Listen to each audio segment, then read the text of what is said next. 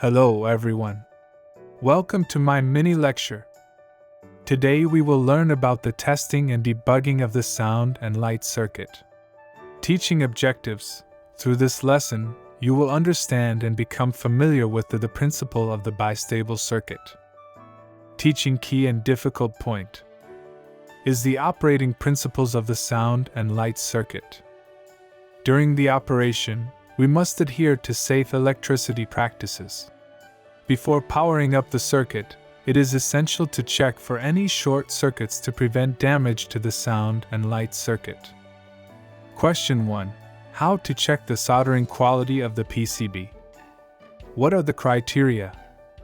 Given the complexity of the human body infrared detection circuit determined by this task, which involves many solder joints, we must carefully examine the quality of each solder joint with the naked eye. Solder joints should be smooth, full, and shiny, without any signs of cold soldering or missed solder points. Question 2. What checks should be performed on a soldered functional PCB before powering it up? Why is it necessary to perform these checks? How should they be conducted? Before powering up a soldered functional PCB, we should first check for any short circuits. Powering up a PCB with a short circuit can cause sparking, which may result in skin burns, or in severe cases, pose a risk of death or fire. The specific steps for inspection are as follows. 1. Before powering up the circuit, use a multimeter to check for short circuits. Set the multimeter to the ohms range times 1000 or times 100.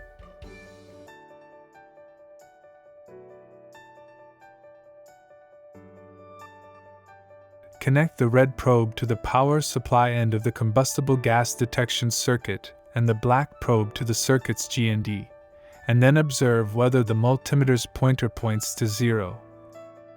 2. If the pointer points to infinity, it indicates that there is no short circuit.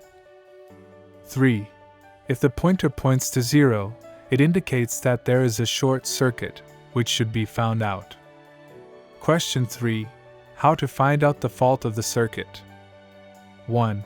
Carefully inspect the circuit's solder joints again to check if any solder bridges are connecting the joints. 2. If no solder bridges are found, use the soldering iron to remove transistors Q1, Q2, Q3, Q4, and Q5 from the circuit board for further measurement and assessment. 3. Use the multimeter's ohm scale to measure the resistance of discrete components on the board to see if it is 0. If the resistance value is not 0, it indicates that these components are not damaged. 4.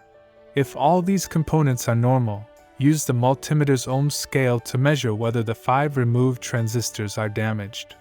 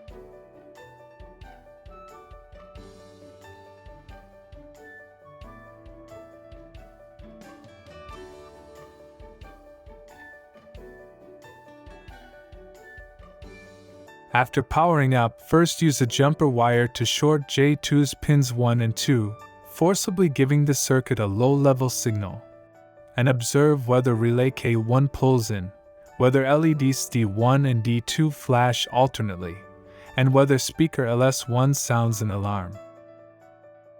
Through the testing and debugging of the sound and light circuit, we have enhanced our understanding of its working principles.